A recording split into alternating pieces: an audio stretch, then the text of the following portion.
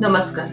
तुमच्या आयुष्यात एखादी व्यक्ती आली आणि तुमचं संपूर्ण आयुष्य बदलून गेलं, असं कधी झालंय का तुमच्या बरोबर? कधी विचार केलाय अशा गोष्टी का घडतात आपल्या बरोबर, स्पेशली मॅरेज रिलेटेड गोष्टींमध्ये? जेव्हा एखादा व्यक्ती बाहेरून अननोन पर्सन सडनली लाईफ मध्ये येतो आणि लाईफ बदलते, डिफरंट प्रकारे बदलते. तर आज आपण ते थोडंसं डिस्कस करणार आहोत की कर्माच्या दृष्टिकोनाने जर आपण बघितलं तर 4 प्रकारचे विवाह सांगितले गेलेले आहेत. आणि ही लोक तुमच्या आयुष्यात येणं, तुमचं पार्टनर तुमच्या आयुष्यात येणं, ह्याच्या मागे काही ना काही कारण असतं, कार्मिक कारण 100% असतं. आणि जर ही नाती आपल्याला दुःख देण्यासाठी आली असतील तर त्यामागे देवाचा एक्झॅक्टली उद्देश काय आहे? उगाच तुम्हाला त्रास द्यायला आलेला आहे का काही शिकवण आहे त्याच्या मागे? हे तुम्हाला नक्की या व्हिडिओतून क्लिअर होईल. तर या व्हिडिओला शेवटपर्यंत बघा, तुमच्या बऱ्याच प्रश्नांची उत्तरं आज भेटणार आहेत. आपण अनेकदा विचार करतो की ही व्यक्तीच माझ्या आयुष्यात का आली, माझ्याच बरोबर असं का घडलं, कसं कुठून काय माहिती ही व्यक्ती मला भेटली आणि मी लग्नासाठी हो म्हटलं. हे खूप लोकांचं मला क्वेश्चन येतात आणि खूप लोकांचं बघितलंय मी. पण आध्यात्मिक दृष्टिकोनातून बघितलं, आयुष्यात कोणताही व्यक्ती विनाकारण येत नाही. काही व्यक्ती आनंद देण्यासाठी, काही व्यक्ती धडे शिकवण्यासाठी आपल्या आयुष्यात येतात आणि त्यांचं आपल्या आयुष्यात एक महत्वाचं कारकीर्द असते किंवा महत्वाचा रोल असतो आपल्या रोलमध्ये. त्याचंच एक सुंदरसं उदाहरण आहे राम सीतेच्या. जर तुम्ही स्टोरी पहिल्यापासून बघितली, मी कुठेतरी ऐकलं हे एक्सप्लेनेशन, मला खूप आवडलं, तर मी आज तुमच्या बरोबर शेअर करते. ह्याच्यातून बऱ्याच गोष्टी आपल्याला क्लिअर होतात. जसं की आपल्याला माहितीये, त्यावेळेला राम भगवानाचा जन्म जेव्हा ठरला त्यावेळेला त्यांचा जन्म फक्त ह्याच्यासाठीच झालेला, कारण रावणाने तसं मागून घेतलेलं म्हणजे आशीर्वाद, ठीक आहे, की मला कोणी हे मारू शकत नाही, मला कोणी देवता मारू शकत नाही, मला कोणी दानव मारू शकत नाही. हे सगळं त्यांनी मागून घेतलंय. फक्त तो नॉर्मल मनुष्य नाही बोलला. नॉर्मल मनुष्य का नाही बोलला? कारण त्याला असं तुच्छ वाटत होतं की मनुष्य काय लढू शकतो माझ्याबरोबर. तर भगवानाला मनुष्याचं, एक नॉर्मल, प्रेमळ आणि शुद्ध मनाचा मनुष्य बनून जन्म घ्यावा लागला. पण जर असेच त्यांनी जन्म घेतला असता विदाउट एनी प्लॅनिंग, तर मग खूप प्रॉब्लेम झाला असता. ओके, कारण राम भगवान तर एवढे सरळ होते की ते उगाच कोणाच्या नादाला लागत नव्हते. ठीक आहे, खूप पुरुषोत्तम म्हटलं जातं त्यांना, पुरुषात सगळ्यात जास्त उत्तम. ठीक आहे, जोपर्यंत तुम्ही काही त्याला त्रास देत नाही तोपर्यंत तो तुम्हाला नाही काय करणार, अशा टाईपचा त्यांचा स्वभाव होता. प्रेमळ, मन मिळावू, एकदम खूप छान पुत्र, खूप छान पती असे होते ते. तर आता त्यांना त्यांचं जे जन्म झालेला ज्या गोष्टीसाठी, ओके, ते कसं काय फुलफिल करणार? म्हणून त्यांच्या आयुष्यात माता सीता आली. माता सीता जिनी जन्म नाही घेतला, तिची कुंडली नाही बनवू शकत. ठीक आहे, ती जमिनीतून एकतर त्या सापडल्या जनक राजाला, आणि त्यानंतर त्यांनी वयाच्या 6व्या वर्षी तिने हे उचललं, भगवान शंकरांनी दिलेलं पिनाकी धनुष्य, जे कोणीही मोठे मोठे योद्धा उचलू शकत नाही, ते वयाच्या 6व्या वर्षी त्या छोट्याशा देवीनी, लक्ष्मीचंच रूप होत्या त्या, त्यांनी उचललं. तर त्यांच्यामध्ये अपार शक्ती, ऊर्जा, एनर्जी खूप होती. ठीक आहे, ताकद खूप होती, खूप हुशार आणि विद्वान होत्या त्या.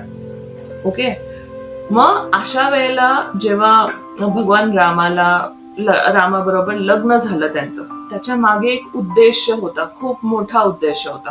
ओके, की धरतीवरती ज्या काही गोष्टी घडतायत त्या थांबवायच्या होत्या, रावणाचा अंत करायचा होता, अन्यायाचा अंत करायचा होता, हे होतं. आणि त्या गोष्टी रामाच्या हातून घडाव्या म्हणून सीता मातांनी त्यांच्या आयुष्यात आल्या पत्नी बनून. ठीक आहे, तर कसं ते आपण आता समजून घेऊया. लग्न झालं त्यांचं भगवान रामाशी.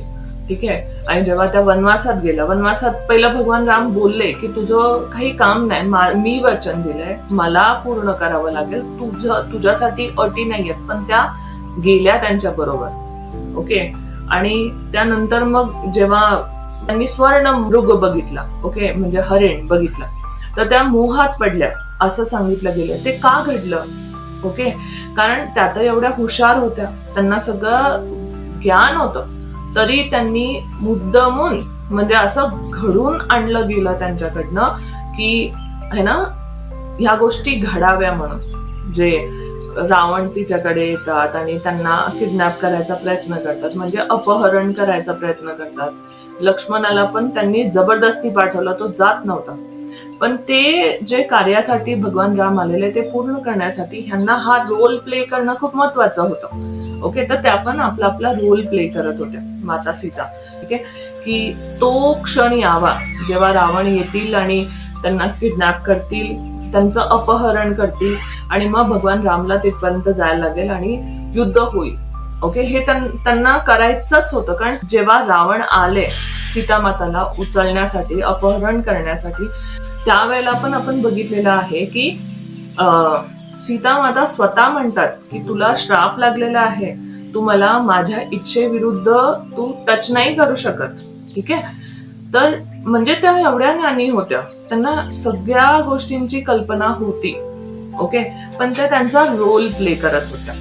ठीक आहे, तर मग त्या स्वतः ही लक्ष्मण रेखा ओलांडून जाणं, this is also part of सोलची स्क्रिप्ट होती, त्याच्यानुसार त्यांनी ते केलं. ओके, त्यांना सगळं कळत होतं, त्यांना सगळी जाणीव होती. इकडे पोहोचल्यानंतर पण हनुमानजी सगळ्यात आधी पोहोचले माता सीताकडे आणि बोलले मी तुम्हाला घेऊन जाऊ शकतो, इथून बाहेर काढू शकतो मी तुम्हाला, तुम्ही चला माझ्या बरोबर. तर त्या म्हटल्या नाही, मी नाही येणार आता, भगवान रामच येतील मला घ्यायला. भगवान राम तिथपर्यंत पोहोचावे आणि ते युद्ध व्हावं म्हणून. ओके, तर प्रत्येक सोलचं एक ना पर्पज असतं, ते कम्प्लीट करण्यासाठी वेगळ्या वेगळी नाती आपल्या लाईफमध्ये येत असतात. अशाच प्रकारे म्हणजे हा उदाहरण समजण्यासाठी मी हे सांगत होते की प्रत्येक माणूस आपल्या आयुष्यात येण्यामागे काही ना काही कारण असतं, काही ना काही रिझन असतं. ओके, तर ह्याच्यावरनं आपल्याला कळतं. तर आपल्या ज्या कर्मबंधनामध्ये जे सांगितलेले ते 4 विवाह बंध सांगितलेले आहेत. ओके, त्याच्यामध्ये सगळ्यात पहिला विवाह म्हटला जातो शत्रू विवाह. ओके, ज्याच्यामध्ये तुमच्यामध्ये खूप वादविवाद होतील, एक सेकंद तुम्ही एकत्र राहू शकत नाही. आता डिवोर्सचे प्रमाण वाढलेले आहेत ऑफकोर्स. ओके, पण पहिल्याच्या वेळेला तर म्हणजे असा शत्रुविवाह झाला तरी पण त्यांना सोबतच राहायला लागायचं, बिकॉज एवढं कॉमन नव्हतं स्वतःसाठी स्टँड घेणं किंवा उभं राहणं किंवा वेगळं निघणं. ओके, तर लोक तसंच फॉलो करत राहायचे त्या गोष्टींना. तर शत्रुविवाहामध्ये असं असू शकतं, तुमच्या मागच्या जन्मामध्ये हे व्यक्ती, जे स्त्री असेल पुरुष असेल, ठीक आहे, तो तुमचा दुश्मन होता. ओके, आणि त्यांच्याशी सेटलमेंट व्हावं म्हणून युनिव्हर्सनी तुम्हाला दोघांना एकत्र आणलंय आता. ठीक आहे, तर अशा वेळेला काय होतं की तुम्ही दोघं खूप लढता, खूप डिफिकल्टी येतात. जर ह्या कर्मातून तुम्हाला बाहेर पडायचं असेल तर तुम्हाला त्याला माफ करावं लागेल. ओके, हे खूप मोठं लेसन असतं तुमच्या आयुष्यातलं. त्या व्यक्तीला तुमच्या आयुष्यात येण्याचंच कारण हे आहे की तुम्ही पेशन्स शिका, दुश्मनी ठेवू नका आणि लेट गो करा. ओके, आहे तसं एक्सेप्ट करा, लेट गो करा, नाही होते तर स्टँड घेऊन वेगळे व्हा. सेकंड जो विवाह म्हटला जातो तो आहे कर्जदार विवाह. कर्जदार विवाहामध्ये काय होतं, बरोबर ना, तुम्ही राहिलात तरी पण तुम्हाला नुकसानच होणार. त्याच्याबरोबर लग्न झाल्या तुम्हाला नुकसान फेस करावं लागणार, डिवॉर्स होणं, पोटगी देणं किंवा मग बाकीच्या गोष्टी अजून अशा घडत जातील ना की त्याला काहीतरी आजार असा होईल की तुमचे पैसे सगळे आजारावरती जात आहेत, किंवा मग तो कुठे ना कुठे असं खूप खर्च करणारा असेल. कर्जदार विवाह म्हणतात, त्याच्यामध्ये तुम्हाला फील होईल असं की यार मी फक्त ना देतोय, मी फक्त रिस्पॉन्सिबिलिटी निभवतोय, अशा टाईपचं फिलिंग आहे. ओके, आणि तुम्ही फक्त देताय. ओके, समोरून तुम्हाला भेटत नाहीये, समोरच्या व्यक्तीला जाणीवच नाहीये तुम्ही केलेल्याची, किंवा मग खूप खर्च होणं. ह्याच्या मागे मागचा जन्म जर बघितला तर असं दिसतं की तुम्ही मागच्या जन्मात ह्या व्यक्तीपासून काही कर्ज घेऊन ठेवलेलं, काहीतरी देणं घेणं बाकी होतं, त्यामुळे मग आता हा व्यक्ती आलेला आहे त्या गोष्टी फुलफिल करण्यासाठी. ह्या गोष्टी परत कराव्या लागतात, परतफेड करावी लागते. ओके, तर ह्यामुळे ह्याला कर्जदार विवाह म्हणतात. ओके, तिसऱ्या प्रकारचा विवाह म्हटला जातो उदासीन विवाह. उदासीन विवाहामध्ये काय होतं, ह्याच्यामध्ये खूप मोठे कर्मबंधन नसतात, पण एक ना डिटॅचमेंट पहिल्यापासून असतं. ह्याच्या मागचं कारण मागच्या जन्माचं जर बघितलं तर असं दिसतं की त्या व्यक्तीबरोबर तुमचं अनरिझॉल्व्ड काहीतरी कर्मा राहिलेले होते. ठीक आहे, तुम्हाला तेवढा वेळ त्याला द्यायचा होता म्हणून तुम्ही तिकडे आलेले आहात. इथे प्रेम असू शकतं पण ना एक डिटॅचमेंट किंवा एक डिस्टन्स असतं नेहमी. ओके, ते एकमेकांना तसं परिपूर्ण करत नाही, कम्प्लीट करत नाही. नेहमी डिटॅचमेंट किंवा डिस्टन्स फील होत राहतं एक दुसऱ्यांमध्ये.